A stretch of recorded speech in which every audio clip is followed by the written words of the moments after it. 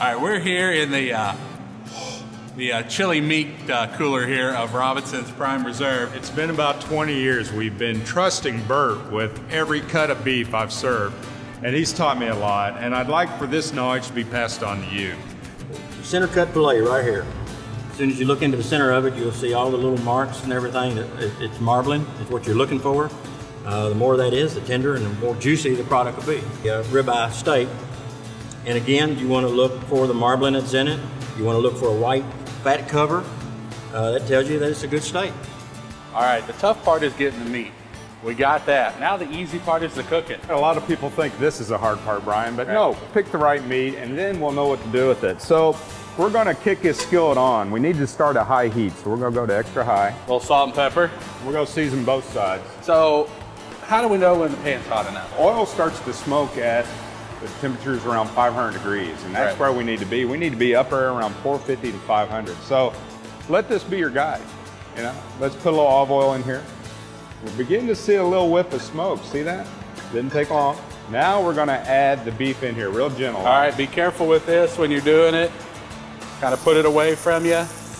Give it a little press like that, yeah? Right, just a little press down, kind of seal it. What we're looking for is a crust, you know? We want something nice and brown, and it's meaty, intensifies flavor. And you can only get that if you just have the patience, I mean the patience to walk away and let that happen. If you don't do this step right here, you're not gonna get a good sear, you're not gonna get good caramelization, and that's where you get all that big flavor. One of the other things we can look at, or not even really look at, but we're smelling, is we're smelling that changeover from that raw meat flavor to that cooked meat flavor. Can you hear that, Brian? That's the sound of caramelization happening. All right, you know that toasty smell Brian was talking about, now you can see it. See all that in there? When you see that layer start to crust around the edge, you know it's time, you can go ahead and turn this over. Now watch this. Look at that.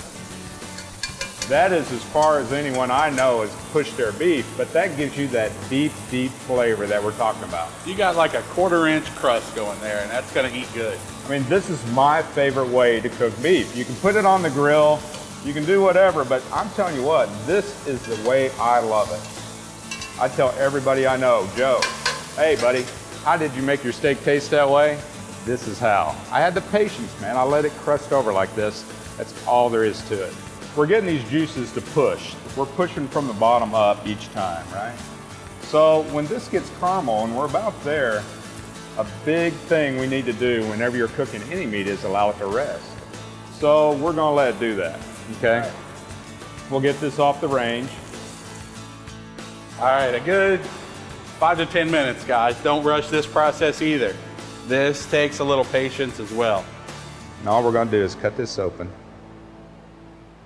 And you can see why we say it's, I think, the best way to cook a cut of beef.